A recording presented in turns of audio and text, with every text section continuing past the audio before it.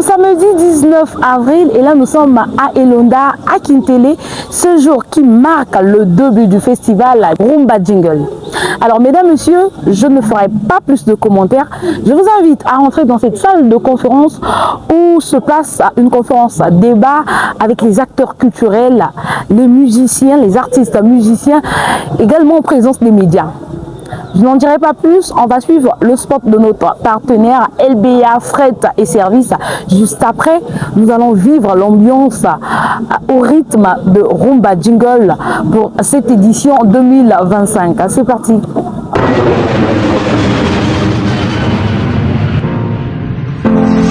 Pour tous vos besoins de fret, courrier et autres, allant de Paris pour Brazzaville, Pointe-Noire, Kinshasa, Lubumbashi à des prix défiant toute concurrence, une seule référence, un seul nom, LBA Fret et Services.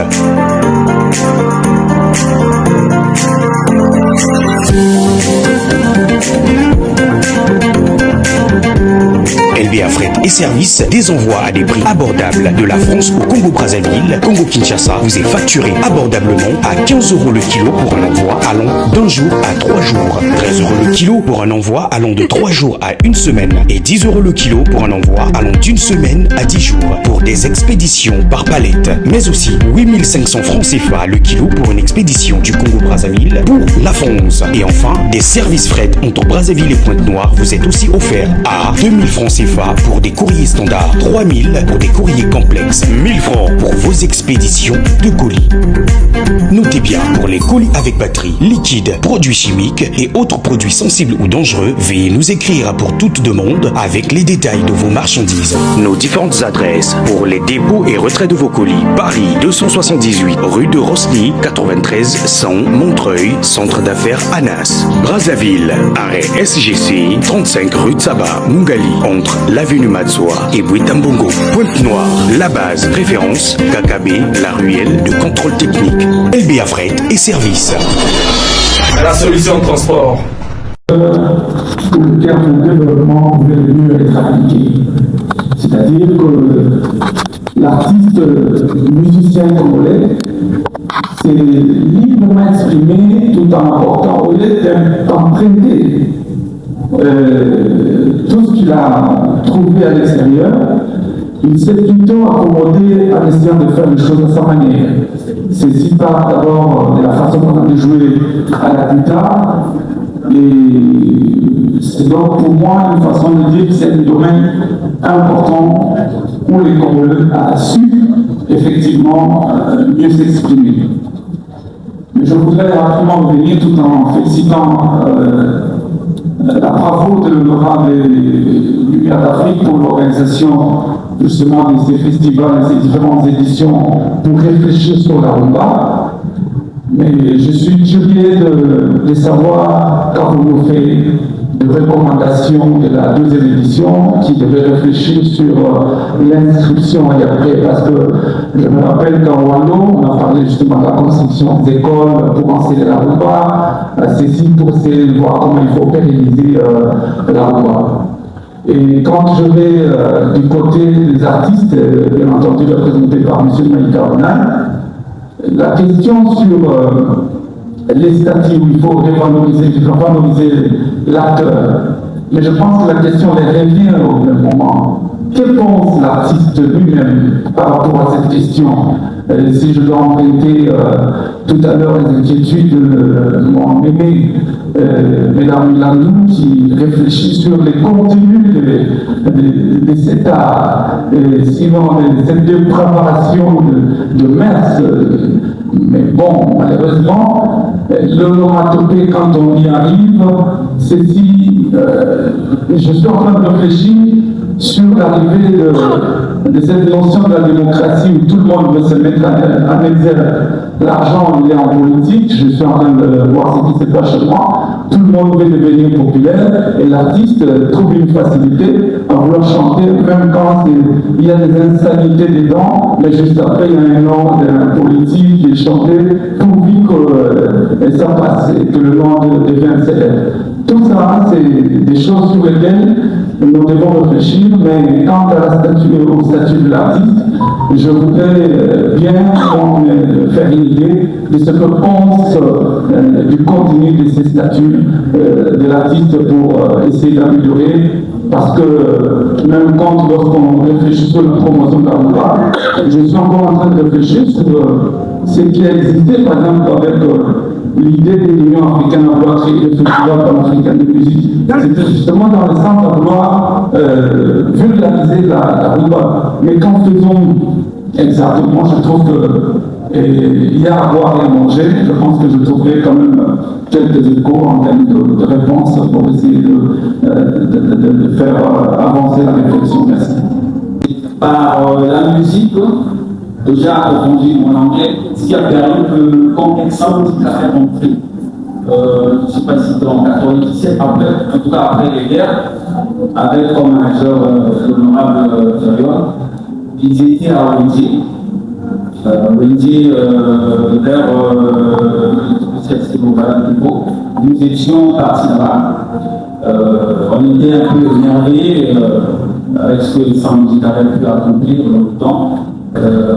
Nous sommes allés là-bas et nous avons rencontré l'honorable. Et il était très surpris parce qu'avec un ami, on parlait un peu anglais. Vous parlez anglais? Oui.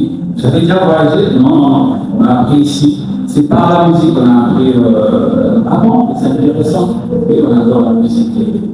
Alors, madame, je vais dire, comme a dit madame Lupa, je vous conseille d'écouter les vieilles chansons, rumba.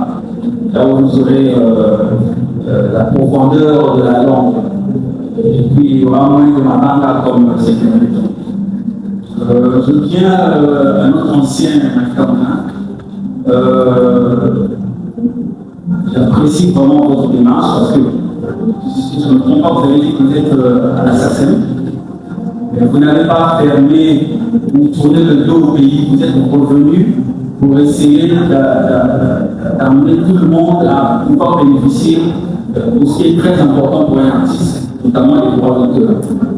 Et je vous en remercie. Ensuite, j'aimerais peut-être apporter une petite contribution, je ne sais pas si on va appeler ça comme ça. Le phénomène des marins. Pour résoudre un problème, il faut en connaître aussi les causes. À mon humble avis, je pense que les marins ont pris de l'ampleur au moment où l'artiste ne pouvait plus vendre, c'est-à-dire la vente des CD est devenue, avec l'arrivée des nouvelles technologies, un petit cirque. Donc, les artistes ne se retrouvent plus dans la vente des CD, ils commencent à vendre des chansons. C'est-à-dire que je suis bien avec l'honorable, je sais qu'il peut avoir un petit quelque chose, je lui fais une chanson. Et en contrepartie, lui me donne quelque chose. Et c'est comme ça que ça a pris de l'ampleur. On commence à vendre une chanson, devient comme une parcelle, où on vend des petits morceaux. Ce qui a donné les mabangas. Alors qu'avant, les mabangas, c'était juste une façon de dire merci à un mécène, une façon d'exprimer son admiration envers quelqu'un et tout ça. Ma première question. Donc en France, il y a des sites pour emmener la vente et dispatcher dans notre milieu non-vie. Mais nous avons aussi une façon, nous avons aussi une appréciation. Nous avons des familles, des enfants, des gens qui écoutent notre musique. Et comme tu l'as dit ici, quand on vous demande qu'est-ce qu'il dit dans la chanson, on a parfois honte de traduire. Parce que nous comprenons, nous savons que pas des bonnes choses, la plupart peut se le dire depuis un certain temps, les thématiques de nos chansons se situent en dessous de la ceinture, pour être simple. Et la question qu'on doit se poser aujourd'hui, une fois qu'on a fait le tour de l'indépendance jusqu'à nos jours aujourd'hui, d'accord, la question qu'on doit se poser maintenant, et après, qu'est-ce qu'on fait? Cette rumba, on nous l'a transmis une certaine forme. Est-ce que la forme que nous écoutons aujourd'hui nous satisfait? On n'est pas sûr à 100% vu les interventions qu'on a eues. Et après, qu'est-ce qu'on fait? Est-ce qu'on la laisse comme ça, dans cette forme où, que nous déplorons aujourd'hui, la laisser partir comme ça, la transmettre à nos enfants, aux arrières, ou bien on fait quelque chose? Parce que nous parlons d'un patrimoine. Un patrimoine, c'est une richesse. Et cette richesse que nous avons, il faudrait qu'on puisse la transmettre. Mais est-ce que la transmettre telle qu'elle est, ou bien l'assainir? Nous sommes tous conscients que notre Roma a besoin d'un assainissement. Qui est responsable? On veut dire les artistes. Oui, je suis artiste. Nous, les artistes, avons notre part de responsabilité. Parce que c'est d'abord à nous de prendre conscience que ce que je fais doit résonner en positif et non en négatif. Il faut la céder, naturellement. Mais c'est un patrimoine que nous devons transmettre aux générations futures. La question la plus immédiate actuellement, c'est comment on valorise cette rumba. Comment on la valorise pour ne pas perdre ce statut de patrimoine immatériel. C'est ça la vraie question. Et lors de la précédente édition, la deuxième, après la deuxième édition, nous avions créé un atelier justement pour édicter les actes. Ce qui se dit, il y avait certains panélistes dans le vénérable Vénance, moi-même, Maria, enfin, il y en avait d'autres, et nous avons publié ces actes-là. Qu'est-ce qu'on fait? Le but justement, c'est alerter l'opinion, on va dire l'opinion publique, c'est alerter les décideurs que nous sommes aussi, parce que le message à travers nous, il passe pour les parlementaires. Ce que nous allons nous empresser de faire, c'est dans la même foulée, nous allons, lors de l'atelier, éditer, publier les actes, et il est question de créer un algorithme pour qu'il soit plus persuasif et directement qu'il concerne les différentes catégories. À savoir, ce sont les décideurs, peut-être que les sponsors, les mécènes, toutes ces personnes doivent être informées. Aujourd'hui, on ne dit pas assez. Si dans 4 ans, nous n'avons pas suivi, parce qu'il y a un bilan, il y a une revue périodique de l'UNESCO, après, je crois que c'est après 4 ans. C'est 4 ans. Hein, le 14 décembre. Bon, 4 ans, d'accord? Et si on constate que réellement, vous n'avez rien fait, parce que lorsque vous êtes érigé en patrimoine national, c'est un peu comme une fleur, il faut l'arroser, sinon elle dépérit. Et en fait, la mission que nous nous sommes donnée, nous, à travers ce concept de Rumba Jungle, c'est rappeler à chacun, à chaque Congolais, quelle contribution il doit apporter. Et donc, pour te répondre à ta question, c'est ça le travail que nous faisons immédiatement. Bon, évidemment, est-ce que ça a produit, ça n'a pas produit? Est-ce que c'est à moi de répondre à cette question? Mais moi, en tout cas, je veux faire partie de ceux qui ne vont pas se lasser, de rappeler que nous avons un trésor, un bijou, il faut l'entretenir. Voilà un peu la réponse que je peux donner par rapport à cette question. Maintenant, mon cher MC, tu vas rappeler les questions, comme ça chacun va répondre selon. Les bienfaits de la musique congolaise de la rumba sont connus.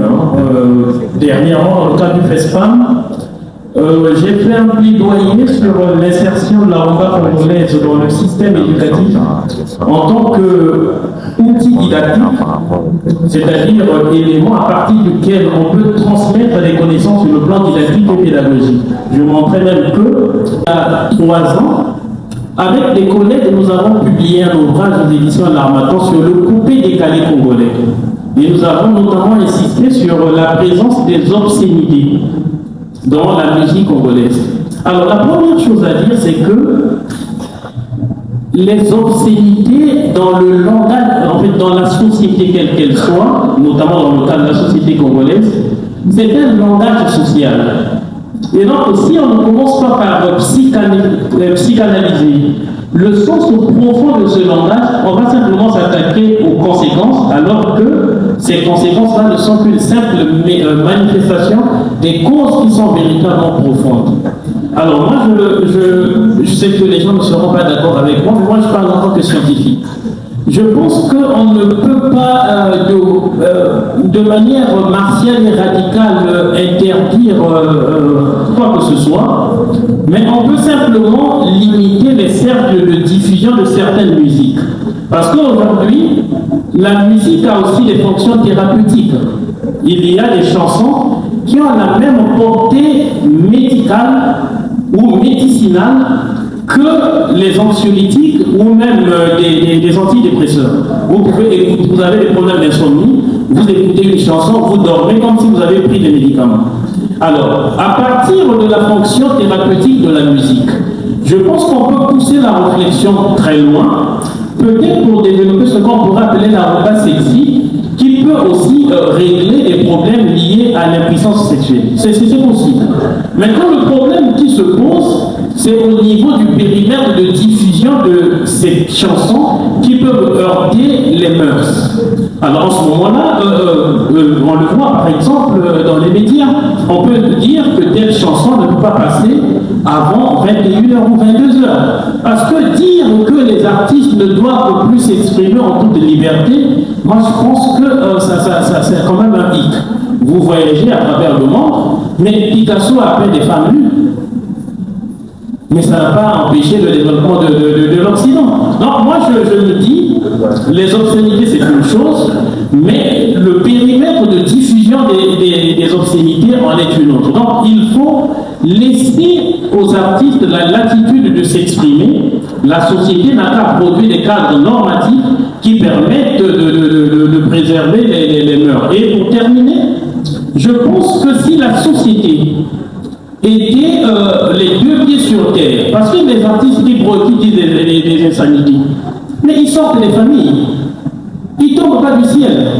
Si Zao produit la guerre mondiale, c'est parce qu'il a reçu une socialisation qui lui a permis d'extérioriser ce que l'on retrouve dans ses œuvres. Quand vous avez les parents, les enfants artistes, issus des familles monoparentales, abandonnés par leurs parents, qui sont nés dans des conditions dramatiques, il est tout à fait normal qu'ils puissent extérioriser dans leurs œuvres les traumatismes qu'ils ont eux-mêmes subis. Donc si la société elle-même ne devient pas équilibrée, ne soyez pas étonnés qu'elle produise des musiciens qui sont totalement éclectiques. Et aujourd'hui, on parle des artistes musiciens, mais on ne parle du tout que la responsabilité des musiciens qui chantent des obscénités. Mais les directeurs qui vont avec leurs secrétaires dans leur bureau. Mais c'est toute la société qui est véritablement en panne. Nous ne voyons que les musiciens, mais globalement, c'est la société congolaise qui est sur le plan psychosociologique à refonder. Donc, voilà mon point de vue.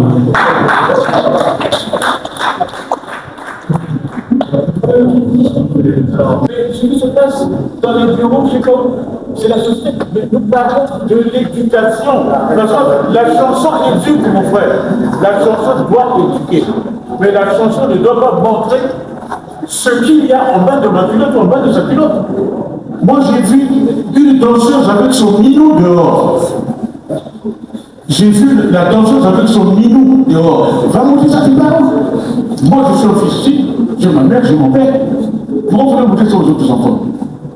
Pourquoi les autres enfants veulent montrer ça? Alors, je veux réagir, doyen, mesdames, en très peu de mots. On est dans une société.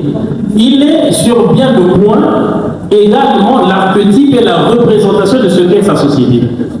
Donc, ça veut dire que lorsque les Donganga chantent Aimé Olingo, il y a un rapprochement analogique indiscutable à établir entre le type de société dans lequel Edo Ganda vit et la qualité de sa production artistique.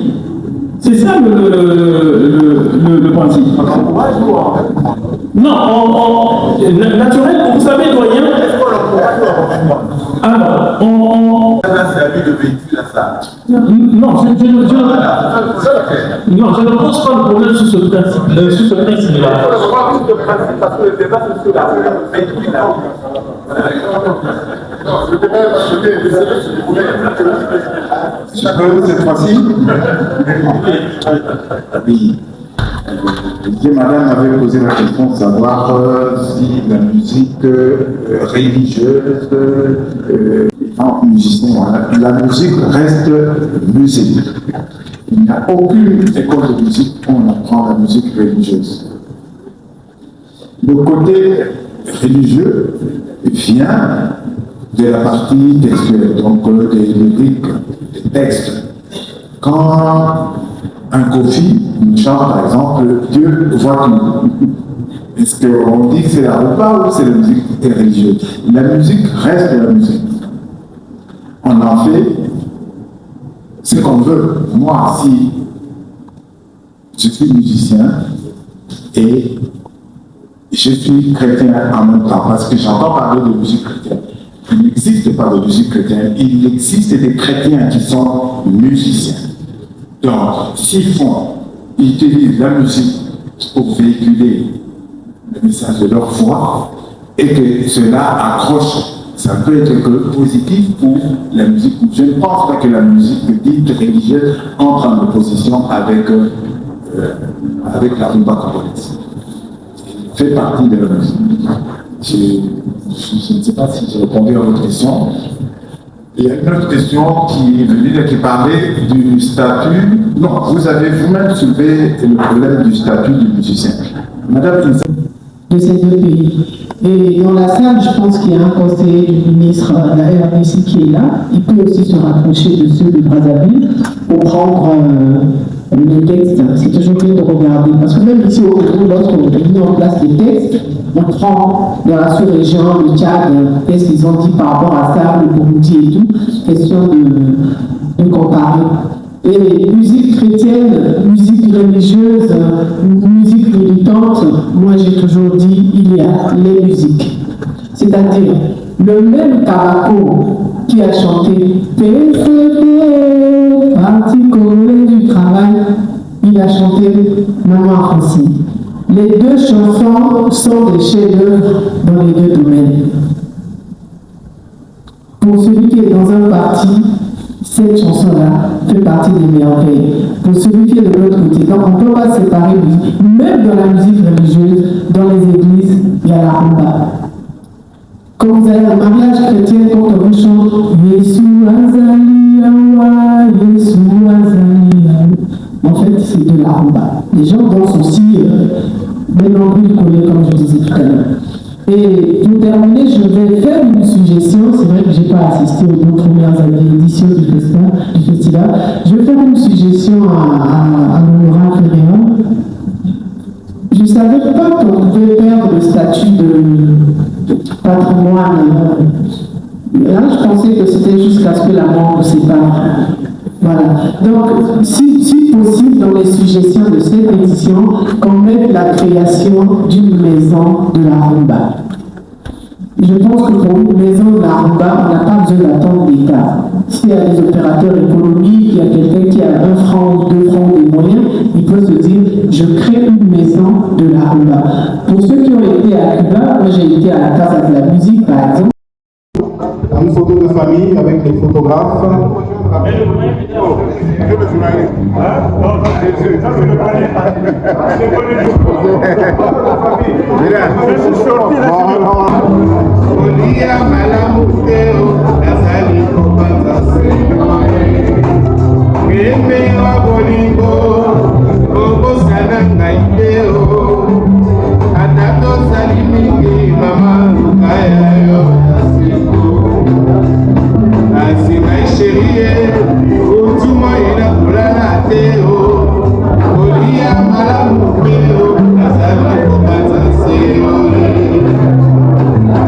Je pense que cette édition du festival tombe à point nommé, puisqu'il y a 4 ans que la rumba est devenue patrimoine culturel et matériel de l'humanité. Le thème de cette édition, le rayonnement de la rumba congolaise, de l'Indika connu, puisque la rumba a colonisé presque toute l'Afrique, de l'Afrique du Nord jusqu'en Afrique du Sud. Et aujourd'hui, son état Or, nous avons eu des œuvres comme les actions des sourds, les actions des Nino. Aujourd'hui, les jeunes ne sont pas mis ils veulent les raccourcis, la facilité. Or, manier les instruments avant, c'est vraiment pour avoir la dextérité, la maîtrise pour les faire.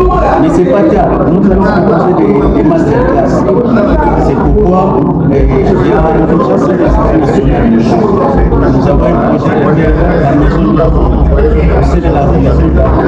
On va faire des masterclass sur les instruments avant, comme les trompettes, les saxos. On va faire aussi des instruments de percussion. Ça, tellement satisfaisant.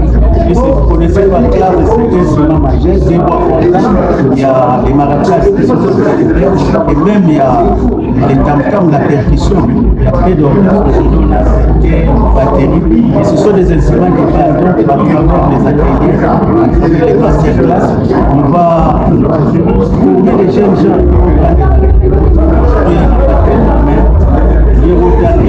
donc c'est une interpellation de combler ce qui est la norme.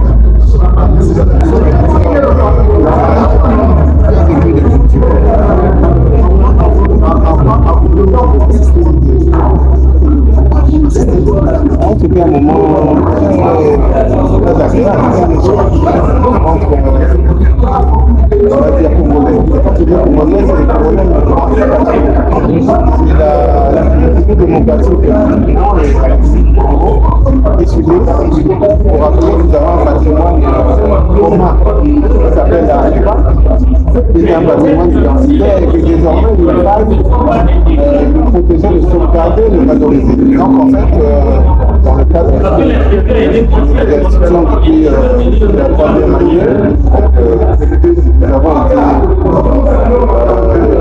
compensés en matière de c'est un travail que nous avons fourni, nous, les deux Congos, par l'UNESCO. Et en 2021, nous avons été inscrits comme patrimoine immatériel. Et maintenant, il s'agit de valoriser, de sauvegarder ce patrimoine. Parce que il y a un document de stratégie globale qui passe par là à sauvegarder et à accompagner justement cette valorisation. Et donc, à travers notre concept nous rappelons les entités étatiques, parce que ce sont d'abord les États qui sont les premiers concernés, à savoir la République démocratique du Congo et la République du Congo. C'est de leur rappeler que l'UNESCO va procéder à une revue dans quelques temps, dans 2 ans, que je ne dis pas de bêtises. Et justement, on va nous demander qu'est-ce que nous avons fait pour sauvegarder ce patrimoine, qu'est-ce que nous avons fait pour le valoriser. Il y a un certain nombre d'impératifs que nous avons suivis. Moi, je rappelle cela à travers cette édition à travers ce concept, justement. Valoriser à notre manière la rumba, mais aussi rappeler que tout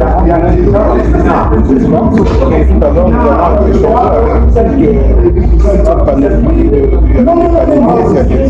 professionnels divers de la culture pour faire le bilan un peu de notre rumba, ce qu'elle a été et ce qu'elle est devenue aujourd'hui en termes de valorisation. Est-ce que nous sommes dans les bons starting? Voilà, c'était un peu ça cet échange, parce que désormais, Rumba Jungle, c'est en deux modules. Le premier, c'est un symposium. Le deuxième du rayonnement de notre 15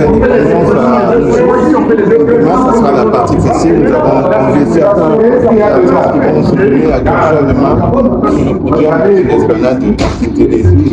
Voilà, c'est comme ça qu'on va terminer notre festival, partie scientifique et partie festive. Une question particulière par rapport au débat qu'il y a eu. Il y a eu ici, entretien, les critiques, préservation, transmission et valorisation. Mais moi, je reviens sur les deux aspects, le phénomène Mabanda et les Occidentaux. Je pense qu'on a terminé la discussion. Aujourd'hui, puisque si on fait pas entre meurtres, la rumba est la rumba aujourd'hui on compte l'aspect Mabanda et rouler à la mode pour se faire vendre. Puisqu'aujourd'hui, les artistes qui sont on écoute plus ceux qui font des chansons comme on a dit ici sur la scène. En tant que promoteur de ce concept, qu'est-ce que vous pouvez dire à ça? Je reconnais chez Vidia, c'est notre journalisme, j'allais dire. Mais c'est une question très complexe. C'est pour ça que nous créons cette assistance. Parce que, plus que les mabangas, je parlerai plus des obscénités, parce que ce sont les obscénités qui nous dérangent le plus. Les mabangas, les dédicaces en réalité, je ne crois pas non plus que ce soit une exclusivité des Congolais. Je pense que ça se fait un peu partout, mais de manière peut-être des fois un peu moins brutale, on va dire. Mais nous pensons quand même que des choses intéressantes ont tellement été dites ici pour dire que la société aussi, c'est en fait ce qui se fait, les textes et tout, c'est un peu le côté de la société, de la famille. Et donc c'est beaucoup plus une question sociologique. Mais nous devrions contribuer justement à atténuer, parce qu'il ne faut pas rêver. Je ne pense pas que du jour au lendemain, monsieur chez lui, s'il sait que c'est son gagne-pain, qu'il se prive comme ça sans avoir des mesures d'accompagnement. C'est tout ça aussi, nous avons parlé des statuts des artistes, parce que justement, l'artiste doit pouvoir jouir de sa retraite, doit pouvoir, pourquoi pas avoir une rémunération mensuelle. Ouais, ça, là, ça pourrait calmer certaines ardeurs et certains appétits. En réalité, on va dire que c'est un chantier qui malheureusement est grand et est là depuis très longtemps. Mais il faut, à mon sens, ce que je pense qu'en tant qu'opérateur culturel, c'est qu'il faille réduire justement ces élans et en tout cas avoir quand même une censure assez léger vis-à-vis des obscénités. M. Mesdames Mélandou a dénoncé des choses qui sont même, c'est difficile de les dire, mais elles choquent tellement qu'on est obligé de réagir. Et je pense que pour ça, il faut que, oui, pourquoi pas, des autorités, il y a des autorités de circonstances qui devraient peut-être pousser la réflexion pour qu'elle aille plus loin et qu'on puisse obtenir des bons. Merci. On a une question, vous permettez? Absolument, monsieur. On aura tout à fait une petite idée pour récupérer mon programme. Oui, c'est bon? Qu'est-ce qui se passe? Ok. À la deuxième édition, l'idée d'une organisation sur l'objectif de ce festival de voix directeur de la rumba, le patrimoine commun sur Kinshasa. Tient-elle encore cette idée? Qu'est-ce qui bloque? Absolument. Non, il n'y a pas de blocage.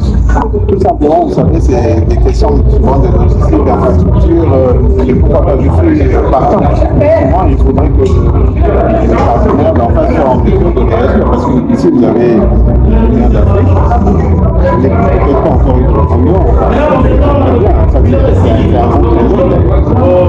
Est-ce que le problème a déjà été posé? Je pense que j'attends les retours. Vous êtes au courant forcément, mais oui, évidemment, on doit le faire. Mais vous savez ce qu'on fait déjà? Et c'est tellement grandiose, moi je suis très heureux. Comme vous venez votre micro.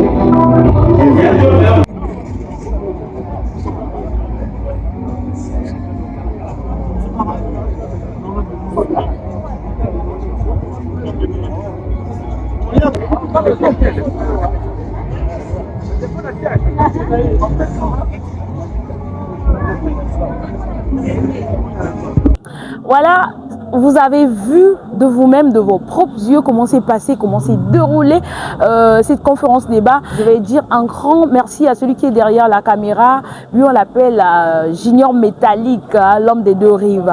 Également à mon grand Armand Bouka, qui est de la délégation, à Outikin, à Eawa, à sa compagne, maman Ninel. Également à vous qui nous suivez de partout, n'oubliez surtout pas de liker, de vous abonner, mais surtout de partager, car c'est très très important. Merci au chef, le PDG, il est là pour cet espace. Merci au directeur général, monsieur Roch Kibamba.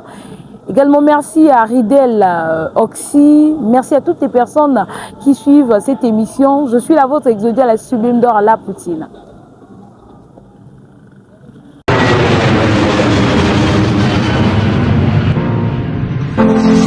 Pour tous vos besoins de fret, courrier et autres, allant de Paris pour Brazzaville, Pointe-Noire, Kinshasa, Lubumbashi à des prix défiant toute concurrence, une seule référence, un seul nom, LBA Fret et Services.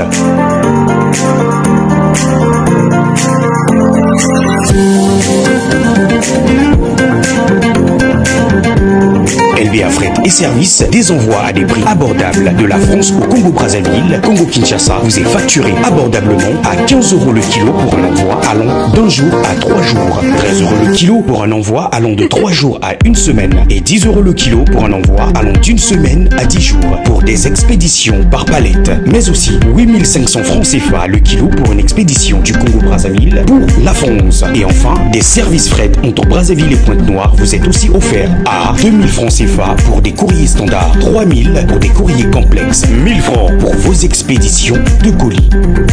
Notez bien, pour les colis avec batterie, liquide, produits chimiques et autres produits sensibles ou dangereux, veuillez nous écrire pour toute demande avec les détails de vos marchandises. Nos différentes adresses pour les dépôts et retraits de vos colis: Paris 278 rue de Rosny, 93 100 Montreuil, centre d'affaires Anas. Brazzaville, arrêt SGC, 35 rue de Saba, Mungali, entre l'avenue Matsoa et Bouitambongo. Pointe-Noire, la base préférence, KKB, la ruelle de contrôle technique. LBA Fret et Services. La solution de transport.